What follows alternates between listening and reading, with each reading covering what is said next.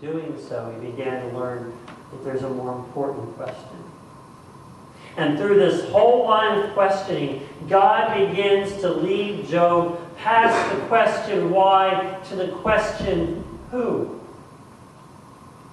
And by asking Job to consider how he would act if he were in God's place, God led Job to understand that if we know the who, we can bear any what.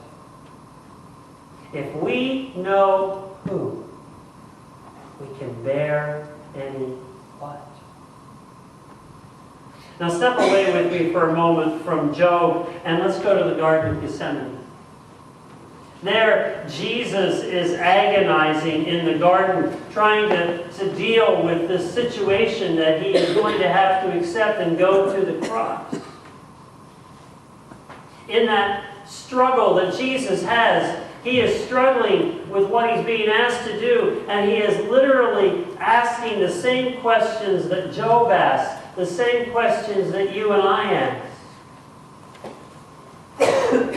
Does God really know what he's doing? Does God really know what he's doing? Jesus struggled with all of that why.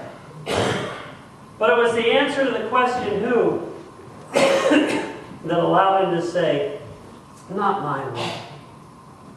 Not my will, but what you will. And it wasn't just a surrendering to the inevitable that Jesus went through in the garden. It was a matter of accepting. Accepting that God was in control and that there was no other way and that God did know what was best. So literally in that garden, Jesus placed his life into the hands of his Father because Jesus knew the answer to the question who. He knew who held his life. And so because of that, he could endure the what of the cross. As one author put it, if we know who God is, we can bear the suffering of what? And the mystery of why. If we know who God is, we can bear the suffering of what? And the mystery of why. Well, Job finally has an answer. After all of the questions that God put to him, after God asked Job, who do you think I am? Job comes to this place of faith where he makes a confession that he says, I used to only hear about you, but now I see you. I see you for who you are. I see you in all of your wisdom, in all of your power, with your vast amount of understanding. See, Job went from a place where he had only heard about God to a place now where he knew God. And you know, suffering has a very unique way of opening our eyes of faith to see God as he really is. Not just an object, but a real person with whom we can relate. And so Job states in chapter 42, I know that you can do all things, and no plan of yours can be thwarted. You asked, who is this who obscures my counsel without knowledge? Listen to what he says. Surely I spoke of things I did not understand. I spoke of things I did not understand. Things too wonderful for me to know. We just can't know it all. We can't know all the whys. But Job has learned on the road of suffering that knowing who God is far more important than understanding why. Knowing who God is far more important than understanding why. But Job has not only learned who God is, Job has also learned who he is. And suffering has a way of making us learn not only about who God is, but more importantly, making us ask questions about ourselves.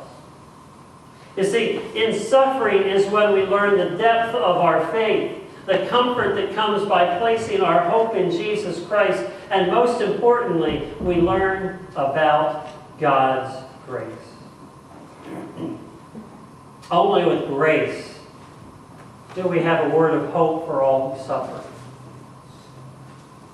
There was a man named Paul who had encountered all sorts of suffering in the New Testament. He suffered immensely, and God said to Paul, when Paul said, "Why? Why? Why?" God said, "My grace is sufficient." Literally, what God said to Paul, He says to us, "I'm all you need." Don't worry about why. Know who I am. You see, when pain and suffering leave us with more questions than answers, God promises us Himself, His grace, His love, His comfort, His hope, His strength, His peace. God's grace is sufficient. And that's why knowing who is so much more important than knowing why. Let's take this one step further this morning. When the person next to you, or your neighbor, your coworker, your friend, when they're hurting and when they're asking the why questions, will you be the grace of God?